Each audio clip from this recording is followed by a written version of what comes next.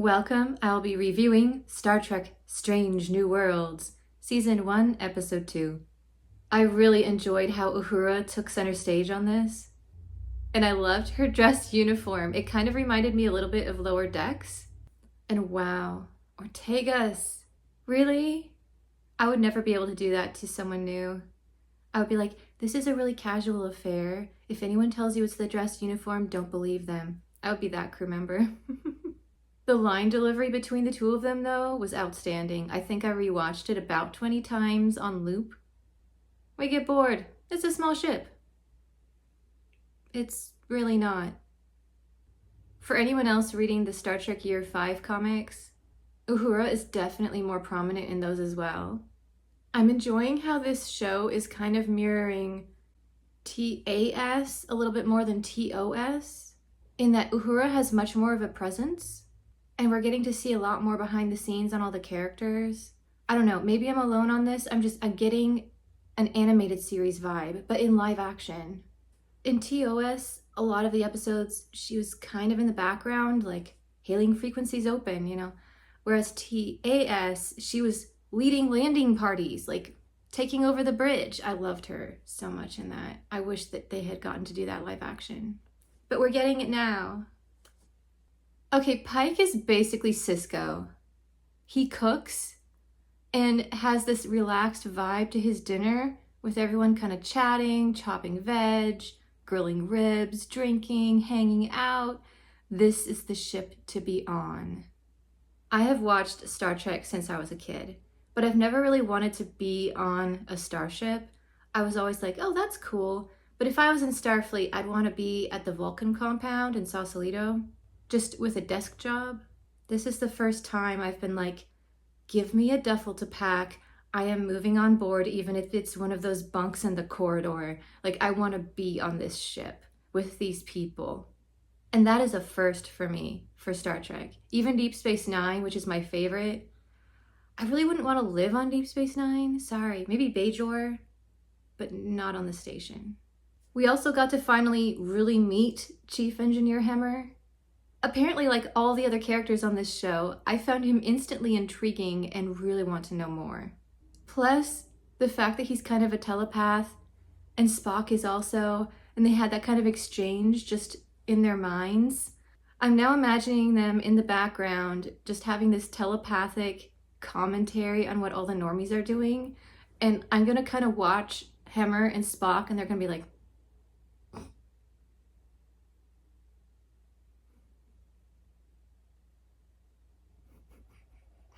and they're having this whole conversation. That's my headcanon.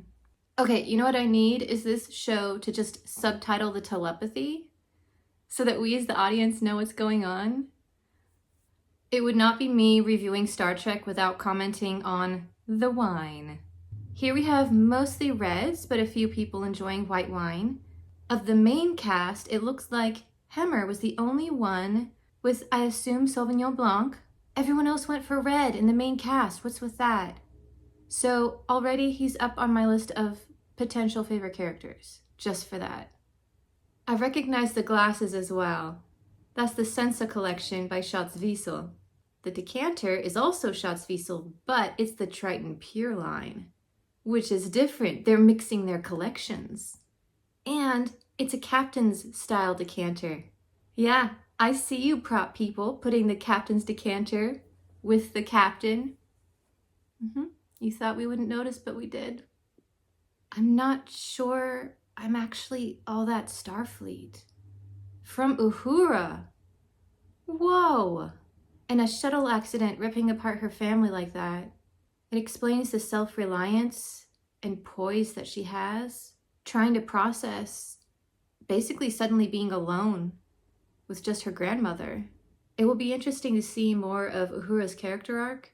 She is so young and a little bit nervous on this show, so I really look forward to watching her become the formidable, amazing woman that we see later.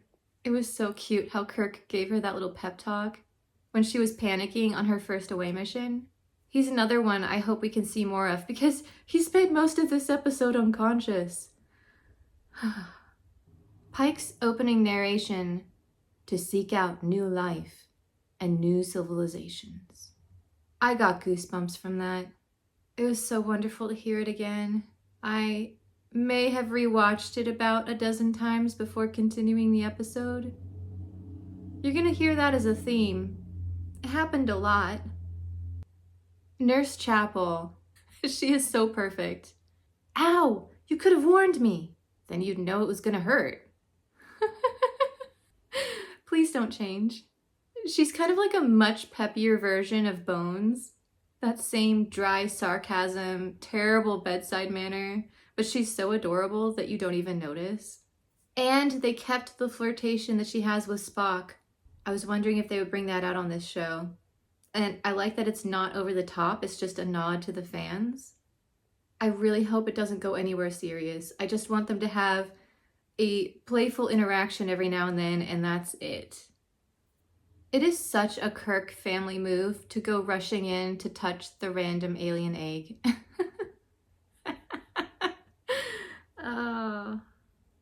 As a side note, what I noticed in this scene was that the incidental music on the show is really good.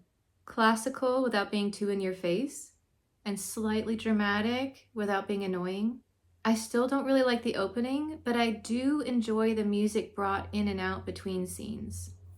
The transitional score, I guess you could call it. And I am living for all these character interactions, just all of them. Uhura and Spock semi-arguing about how to diffuse tension, logic, or laughter, and then just taking that as an ongoing bit until the end of the episode. It just warmed my heart. The story concept was also interesting. Was that comet really an ancient arbiter on a preordained path? Or was it just a space rock that they stopped from blowing up a planet? I like that they left us guessing at the end about that religious aspect. Because after all, Mahanit did end up bringing life with a nudge from Spock. I have a feeling those aliens down on the planet will end up also worshipping comets after what they just saw. Coming back to Uhura, because she was definitely the main part of this episode, she has always enjoyed singing, so having her using music to communicate with Mahanit was just so cool. It reminded me a little bit of the Mockingjay scene. Harmonic language and a duet with Uhura and Spock. The beginning of a beautiful friendship of jam sessions on the Enterprise for years to come. And it's great that they already brought it out here. We got some leaning Star Trek damage acting. I loved this scene so much. I can't explain how excited I was to have classic Star Trek leaning. Does anyone else do it along with them? I think that's the best part of old Trek for me, where they're like, brace for impact. There were gorgeous visuals of the ship's dogfighting as well, with all those comet bits just everywhere. I infinitely prefer the episodic format. It is like a breath of fresh air when so many shows lately are this angsty, anxiety-ridden, season-long story arc. And every episode you're like, oh. Now we can enjoy the story, neatly packaged ending. At the end of the episode, it's like, I've just been to the Star Trek spa. More of that atmosphere. Paramount clearly took everything they learned. We're taking the feedback on. We're giving you the show that you want. And wow, they have succeeded. Live long and prosper.